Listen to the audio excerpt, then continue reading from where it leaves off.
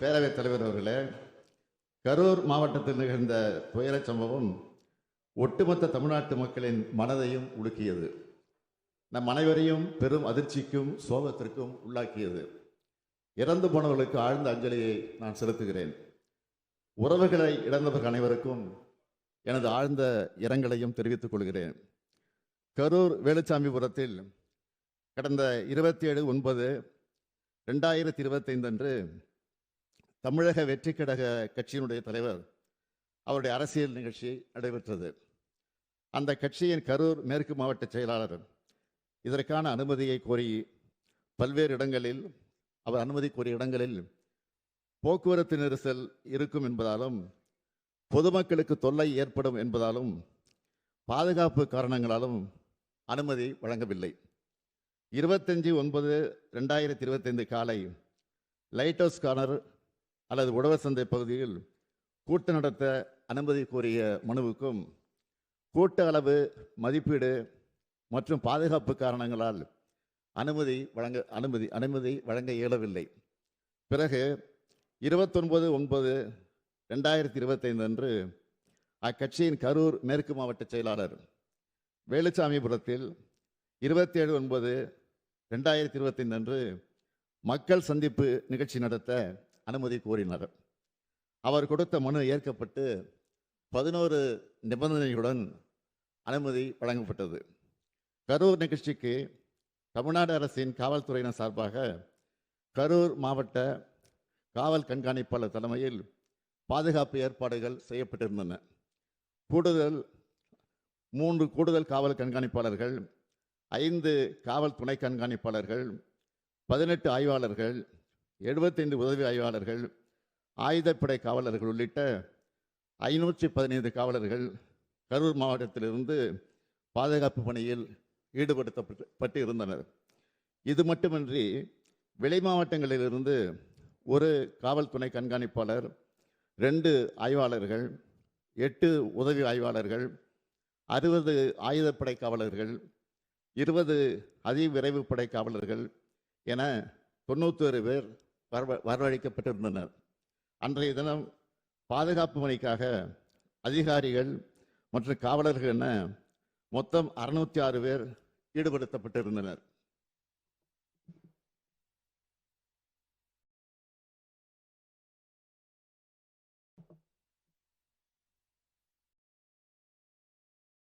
காவல்துறையை பொறுத்தவரை வழக்கமாக அரசியல் பரப்புரை கூட்டங்களுக்கு வழங்கப்படும் பாதுகாப்பு காவலர் எண்ணிக்கையை விட அதிகமாகவே வழங்கப்பட்டிருந்தது. பொதுக்கூட்ட நிகழ்ச்சி ஏற்பாட்டாளர்களால் 10,000 பேர் வருவார்கள் என்று தெரிவிக்கப்பட்ட நிலையில் அதைவிட அதிகமாக கூட்டம் வரும் என்று எதிர்பார்த்து கூடுதல் பாதுகாப்பு ஏற்பாடுகள் செய்யப்பட்டன. கூட்டம் நடத்த அனுமதி கோரி கொடுத்த கடிதத்தில் மாலை 3 மணி முதல் இரவு 10 மணி வரை என்று குறிப்பிட்டிருந்தார்கள்.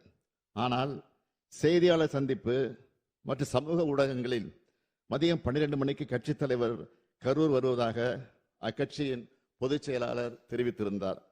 இதனால் கரூரில் காலை முதலே மக்கள் வர தொடங்கிவிட்டனர். 27/9/2025 அன்று அக்கட்சியின் தலைவர் சென்னையில் இருந்து காலை 8:40 மணிக்கு புறப்பட்டு 9:25 மணிக்கு திருச்சி வந்தடைந்தார். அதன் பின்னர் நாமக்கல் நிகழ்ச்சியில் கலந்து கொண்ட பிறகு கரூருக்கு இரவு 7 மணிக்கு வந்துள்ளார். அதாவது அறிவிக்கப்பட்ட 12 மணி கடந்து 7 மணி நேரம் கழித்துதான் வந்தார். இந்த காலதாமதம் கூட்ட நெரிசலுக்கு முக்கிய காரணமாக அமைந்தது. இங்கே அனைத்து கட்சி சார்ந்தவர்களும் இருக்கிறீர்கள். உங்கள் அனைவருக்கும் தெரிந்த விஷயம்தான். கூட்ட ஏற்பாட்டாளர்கள் சில முக்கியமான ஏற்பாடுகளை செய்ய வேண்டும். அவை அன்றைய தினம் கரூரில் செய்யப்படவில்லை. காலை முதல் காத்திருந்த மக்களுக்கு போதிய குடிநீர் இல்லை. உணவு வழங்க எந்த விதமான ஏற்பாடுகளும் நிகழ்ச்சியை ஏற்பாடு செய்தவர்களால் செய்யப்படவில்லை.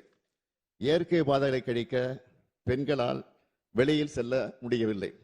சம்பவம் நடந்த அதே வேலுச்சாமிபுரத்தில் இதற்கு 2 தினங்களுக்கு முன்பாக, அதாவது 25/9/2025 அன்று மாண்புமிகு எதிர்க்கட்சி தலைவர் அவர்கள் கலந்து கொண்ட பரப்புரை நிகழ்ச்சி நடந்துள்ளது. அந்த கூட்டத்தில் பங்கேற்றிருந்தவர்கள் முறையாக ஒருங்கிணைக்கப்பட்டு கட்டுப்பாட்டோடு நடந்து கொண்டனர். எந்தவித அசம்பாவிதமும் இல்லாமல் நடந்து முடிந்தது. அதில் சுமார் 12,000 முதல் 15,000 பேர் பங்கேற்றிருக்கிறார்கள்.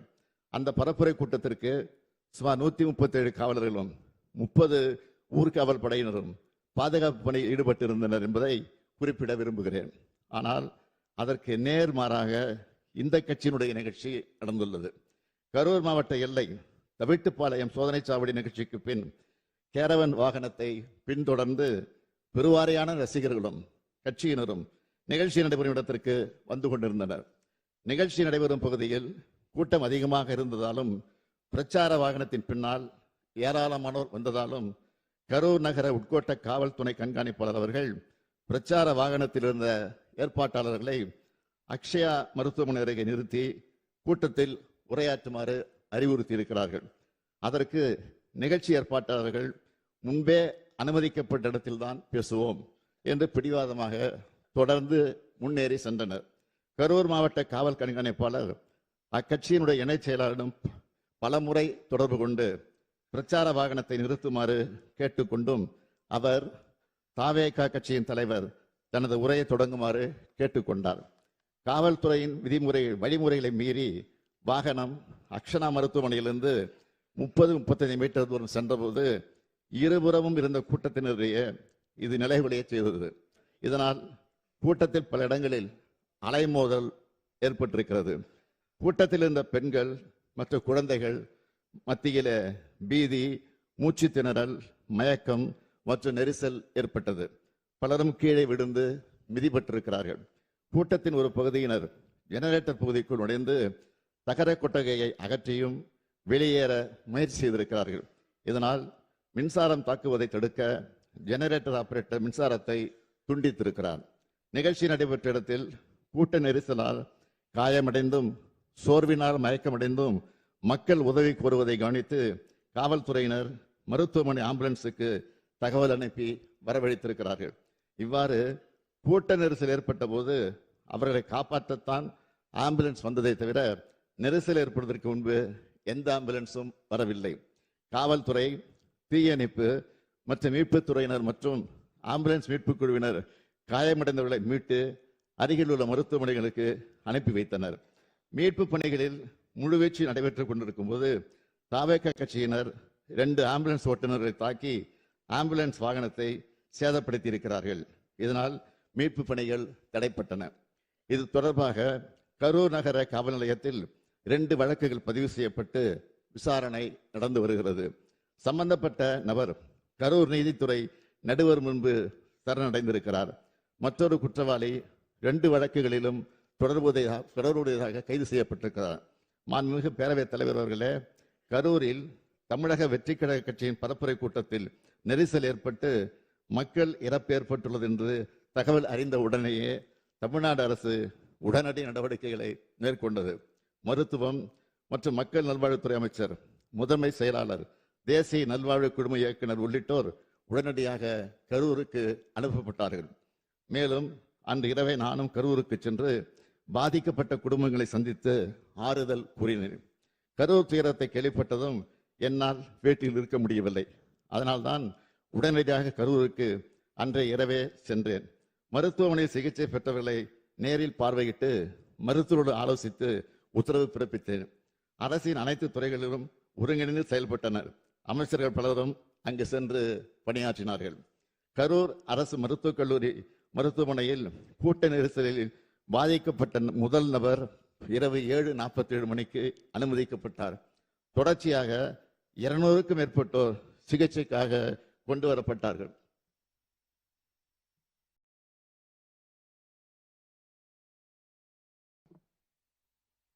அனுமதிக்கப்பட்டவர்களுக்கு சிறப்பு சிகிச்சை அளிப்பதற்காக சேலம், நாமக்கல், மதுரை, திருச்சி, திண்டுக்கல், கோயம்புத்தூர், புதுக்கோட்டை ஆகிய இடங்களிலிருந்து 152 மருத்துவர்கள், செவிலியர்கள், மருத்துவ உதவியாளர் வந்து பணியில ஈடுபட்டார்கள். பொது சுகாதார இயக்குநர் தலைமையில் கூடுதல் மருத்துவ குழுக்கள் அமைக்கப்பட்டன. கரூர் மருத்துவமனையில் அனுமதிக்கப்பட்ட 700 படுக்கைகளோடு எந்த அவசர நிலையும் சமாளிக்க ஏதுவாக கூடுதலாக 400 படுக்கை வசதி ஏற்படுத்தப்பட்டுள்ளது. 24 மணி நேர அவசர சிகிச்சை மையம், சிடி ஸ்கேன் ஆய்வகங்கள் உள்ளன. பணிகளை விரைவுபடுத்திட திருச்சிராப்பள்ளி, திண்டுக்கல் மாவட்ட ஆட்சித்தலைவர்கள் மற்றும் மாவட்ட மருத்துவக் குழுவினர் கரூர் அரசு மருத்துவக் கல்லூரி மருத்துவமனைக்கு வந்து ஹெல்ப் டெஸ்க் அமைத்து இறந்தவர்களின் உடல்களை காவல்துறை உதவியோடு அடையாளம் கண்டு பொது சுகாதாரம் மற்றும் நோய் தடுப்பு மருந்துத்துறை அலுவலர்களின் உதவியோடு உடற்கூராய்வு செய்வதற்கு ஏற்பாடு செய்தனர். கரூருக்கு அருகில் உள்ள சேலம், நாமக்கல் மற்றும் மதுரை அரசு மருத்துவக் கல்லூரி முதல்வர்கள் தங்கள் மருத்துவக் கல்லூரியிலிருந்து சிறப்பு மருத்துவ குழுக்களோடு 27/9/2025 அன்று இரவு கரூர் அரசு மருத்துவக் கல்லூரி மருத்துவமனைக்கு வந்தனர். இது தவிர திருச்சிராப்பள்ளி, திண்டுக்கல், கோயம்புத்தூர், புதுக்கோட்டை உள்ளிட்ட அரசு மருத்துவக் கல்லூரியில் இருந்தும் சிறப்பு மருத்துவர்கள், செவிலியர்கள், ஆய்வக வல்லுநர்கள், பிரேத பரிசோதனை உதவியாளர்கள் என மொத்தம் 152 பேர் கரூர் அரசு மருத்துவக் கல்லூரி மருத்துவமனைக்கு வந்தனர். இச்சம்பவத்தில் சிகிச்சை பெற்று வந்த அனைவரும் வீடு திரும்பி இருக்கிறார்கள். ஒருவர் மட்டும் சென்னை ஸ்டான்லி அரசு மருத்துவமனையில் சிகிச்சையில் இருக்கிறார். உயிரிழந்தவர்களின் மொத்த எண்ணிக்கை 41. இதில் ஆண்கள் 13 பேர், பெண்கள் 18 பேர், குழந்தைகள் 10 பேர். கரூர் மருத்துவக் கல்லூரி மருத்துவமனையில் உள்ள பிணவரையில் இறந்த அனைத்து உடல்களையும் குளிர்சாதன பெட்டியில் வைப்பதற்கு போதிய வசதி இல்லாத காரணத்தால் அன்றைய இரவில் உடற்கூராய்வு செய்வதற்கு மாவட்ட ஆட்சித்தலைவருடைய சிறப்பு அனுமதி பெற்று உடற்கூராய்வு மேற்கொள்ளப்பட்டது.